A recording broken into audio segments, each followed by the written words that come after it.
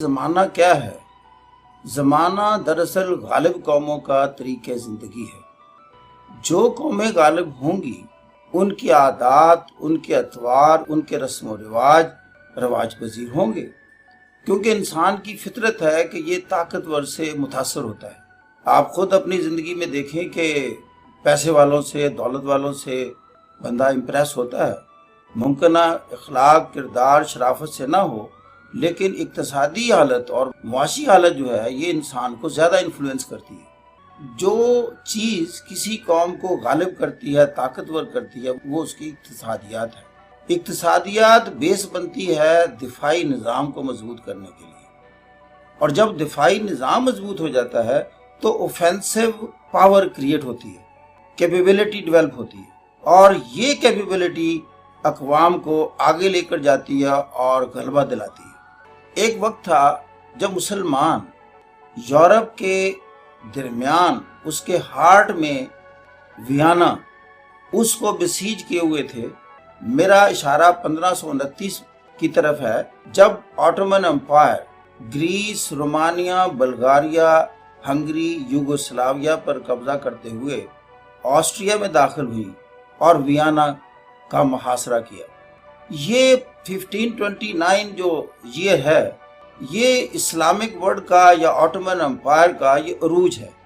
پال Kennedy جو writer ہے rise and fall of great powers کا، وہ اس کی ریزن بتاتا ہے کہ جب آٹومنز یہ بسیج کیے ہوئے تھے ویانا کو، تو اس وقت میں نے دیکھا کہ ان میں کیا خصوصیت تھی، کیا کوالٹی تھی، اور کیا وہ پاور تھی کہ یہ آلموسٹ ہاف یورپ پر قبضہ کر کے رومن امپائر کو انڈر ڈیفنس کیا ہوا۔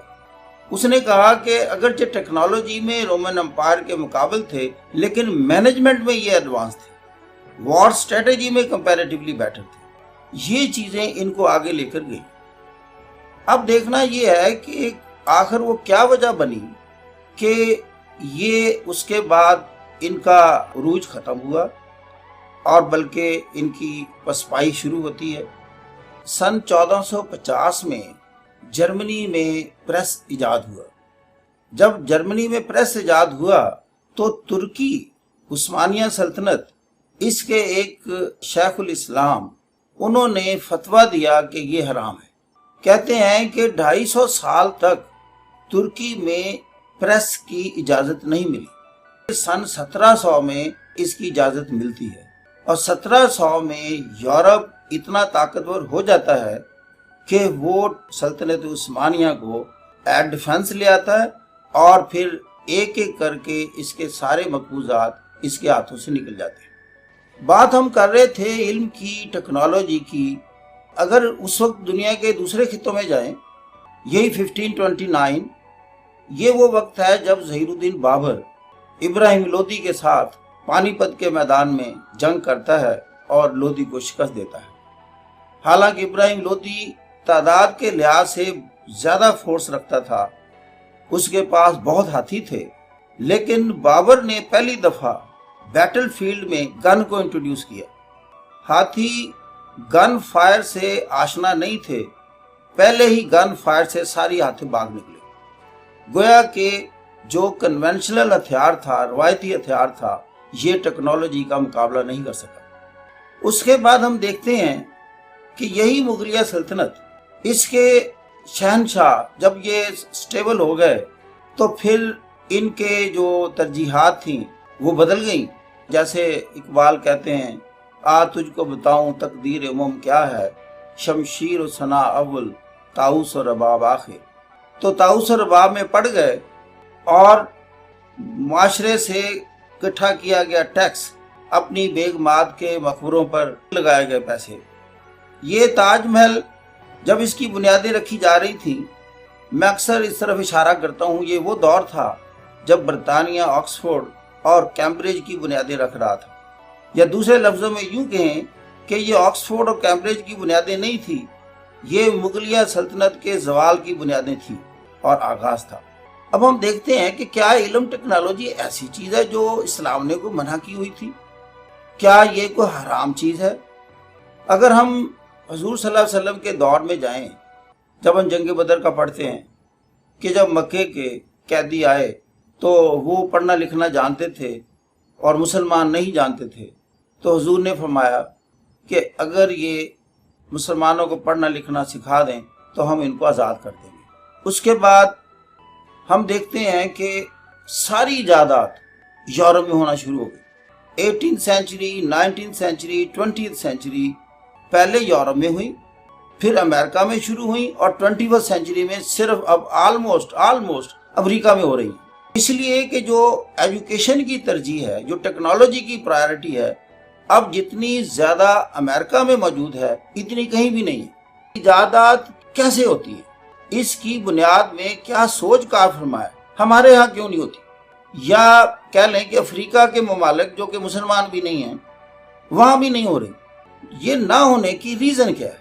जो सबसे बड़ी रीज़न मैं समझता हूँ वो ये है कि जो फ्रीडम ऑफ एक्सप्रेशन है ये बुनियाद बनती है इजाद की। ये जब आप सोचों से पहले उठाएंगे, इंसान की जो क्रिएटिव फैकल्टीज़ हैं वो जागेंगी, अपना काम करना शुरू करेंगी, तो इंसान नई नई बातें सोचेगा, नई नई बातें करेगा, डायलॉग होंगे, रीजनिंग होगी। ये जितनी तीसरी दुनिया है और गैर तरक्की याफ्ता ममालिक हैं, ख़ास तौर पर इस्लामी ममालिक, इनमें आप खुद जानते हैं कि फ्रीडम ऑफ एक्सप्रेशन का लेवल क्या है और तालीम कितनी तरजीह है इनके लिए। ना यहाँ तालीम तरजीह है, ना फ्रीडम ऑफ एक्सप्रेशन है। नतीजा उसका ये है कि ना ये माशरती, सियासी, इक़्तिसादी तौर पर तरक्की कर रहे हैं और ना यहाँ किसी इजाद का कोई हम तसव्वुर कर सकते हैं। अब इंसानों और जानवरों में आप अगर देखें तो बुनियादी फ़र्क क्या है? एक बुनियादी फ़र्क ये है, अगर उसको लाइट अंदाज में लिया जाए, कि जानवर किताब नहीं पढ़ सकते। आप देख लें कि सबसे ज़्यादा किताबें किधर पढ़ी जाती हैं, तो फिर साफ ज़ाहिर है तरक्की उसी ने करना है, इंसानियत के मिराज पर उसी ने जाना है जो किताब, जो इल्म के साथ अपना नाता जोड़ता है। बरतानिया में एक इलाके में मुसलमानों की तादाद बढ़ गई, वहाँ से जो दूसरी कौमों के लोग थे वो भी मकान अपना छोड़कर कहीं और चले गए, तो सारा इलाका मुसलमानों के कब्ज़े में आ गया ऑलमोस्ट कह लें। तो वहाँ दो तब्दीलियाँ वाक़या हुई। पहली तो ये हुई कि शराब की दुकानें बंद हो गई और दूसरा काम ये हुआ किताबों की और लाइब्रेरियाँ भी बंद हो गई। अल्लाह ताला फरमाते हैं कि लैसा लिल इंसान इल्ला मा सा, हम लोगों को उनकी सही और कोशिश के हवाले से रिवार्ड करते हैं। अब इसमें रिलीजन का नहीं रखा कि जी मुसलमान कोशिश करेगा तो उसको रिवार्ड करेंगे, जो भी करेगा। और यही आप देख रहे हैं कि अगर मगरब में या दूसरे रिलीजन के लोग जिस शोबे में कोशिश करते हैं उस शोबे में एडवांस हो जाते हैं। दुनिया की टॉप जो 100 यूनिवर्सिटियों से 52 तो के लिए अमेरिका में है और एक भी मुसलमान ममालिक में नहीं है।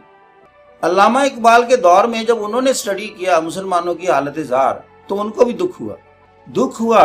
शेरी अंदाज में यूँ कहा, थे अमीर तेरे मार का आराओं में, खुशकियों में लड़े कभी दरियाओं में, दी अजाने कभी यूरोप के कलीसाओं में और कभी अफ्रीका के तपते हुए सहराओं में। और इसके साथ ही ऐ अल्लाह रहमतें हैं तेरी अगयार के काशानों पर, बर्क गिरती है तो बेचारे मुसलमानों पर। जब जवाब शिकवा दिया अल्लाह की तरफ से तो फरमाया, कोई काबिल हो तो हम शाने कई देते हैं, ढूंढने वालों को दुनिया भी नहीं देते हैं। आता नहीं दुनिया में जिन्हें कोई फन तुम हो, बेच खाते हैं असलाफ के जो मदफन तुम हो। यूं तो तुम मिर्जा भी हो, सैयद भी हो, अफगान भी हो, सभी कुछ हो, बताओ मुसलमान भी हो। ना हम सही मुसलमान हैं, ना हमारी तरजीहात इस्लाम के मुताबिक हैं और ना ही हम दुनिया के तौर अतवार देखने के बाद खुद को दुरुस्त करने की पोजीशन में हैं।